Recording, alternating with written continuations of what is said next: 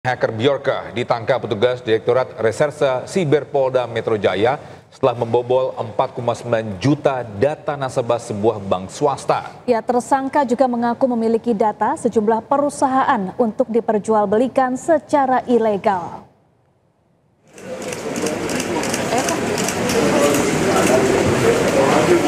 2020 sampai dengan sekarang itu apakah sama atau tidak? Pria berinisial WFT ini ditangkap petugas Direktorat Reserse Cyber Polda Metro Jaya di Kecamatan Kakas Barat, Minahasa, Sulawesi Utara akhir September lalu. Ia diringkus setelah mengaku membobol 4,9 juta data nasabah sebuah bank swasta dan mengaku sebagai hacker dengan nama akun Bjorka, seorang hacker yang paling dicari di Indonesia. Sebelum ditangkap, tersangka beberapa kali mengganti nama akun, mulai dari Bjorka, Skywave, Sin Hunter, hingga Opposite 6890. Dari hasil pemeriksaan, motif tersangka membobol data nasabah adalah untuk pemerasan. Pelaku ini dengan menggunakan akun X yang mengatasnamakan Bjorkanesia itu memposting dengan tampilan salah satu akun nasabah bank swasta dan mengirimkan pesan juga ke akun resmi bank tersebut dan mengklaim bahwa sudah melakukan hack kepada 4,9 juta akun database nasabah. Sebelumnya tersangka diketahui sudah beraktivitas di media sosial dengan nama akun Bjorka sejak tahun 2020. Tersangka kini mendekam di tahanan Polda Metro Jaya dan terancam hukuman 12 tahun penjara. Dari Jakarta, Dan Helmi Sanjangbati, iNews melaporkan. Kita ke informasi lain, pemirsa. Dugaan keracunan makanan program Makan Bergizi Gratis kembali terjadi di sejumlah daerah. Ya, di Kabupaten Agam, Sumatera Barat, jumlah korban keracunan mencapai 110 orang. Sementara itu di Banjar, Jawa Barat, sebanyak 68 siswa mengalami keracunan.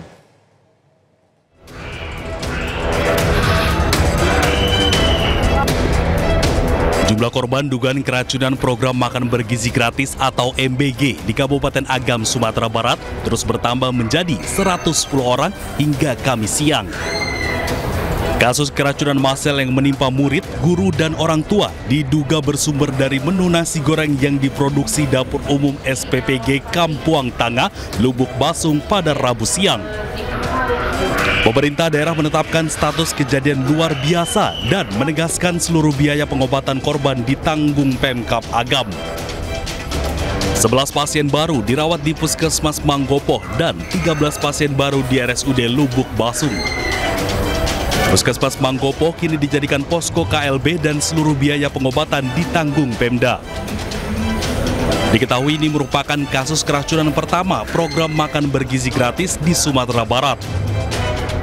Gejalanya bervariasi, mulai dari mual, muntah, ada yang diare juga.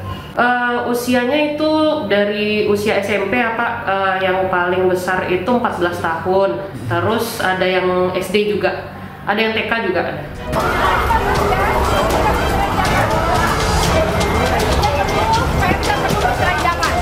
Sementara itu di Banjar, Jawa Barat, 68 siswa diduga mengalami keracunan usai menyantap menu yang dibagikan program MBG.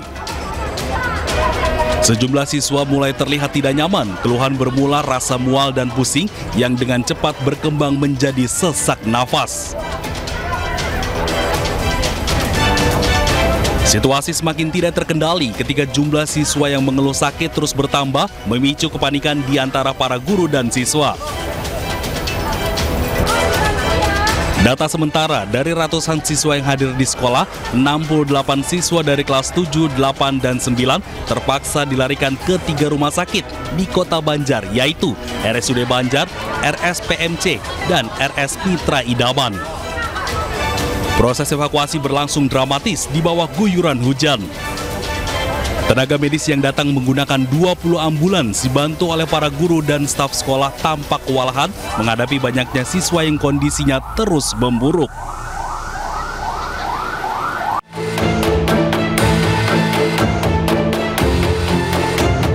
Menko Bidang Pangan Zulkifli Hasan mengaku ada kekurangan dan sejumlah tantangan dalam menjalankan program Makan Bergizi Gratis. Kendati demikian, pihaknya mengaku telah bergerak cepat melakukan perbaikan agar manfaat dari program MBG tetap sampai ke masyarakat. Tentu saudara-saudara, karena di program yang Bapak Presiden selalu programnya itu mendasar, besar, dan tentu memberikan dampak yang luas, juga tantangannya tidak ringan, ya, karena besar. Selalu ruang lingkupnya pikiran-pikiran Bapak Presiden itu besar. Apakah pangan, apakah koperasi, ya, itu besar.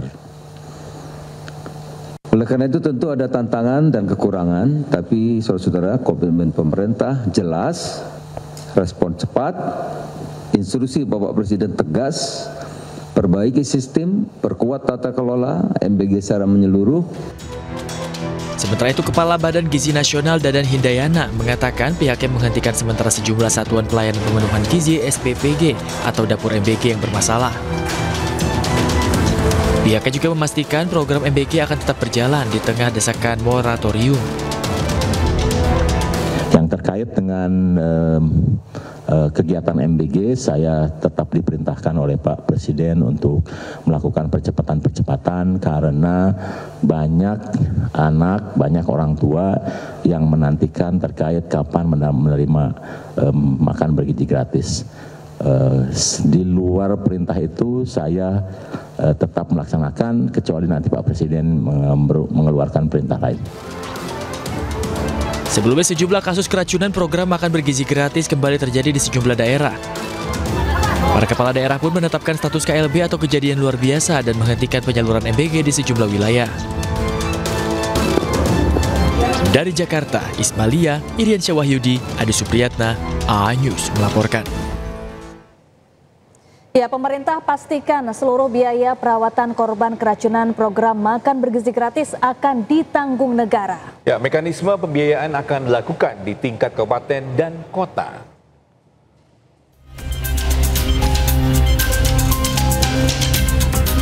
Menteri Kesehatan Budi Gunadi Sadikin menegaskan biaya korban MBG akan ditanggung oleh pemerintah melalui Badan Gizi Nasional.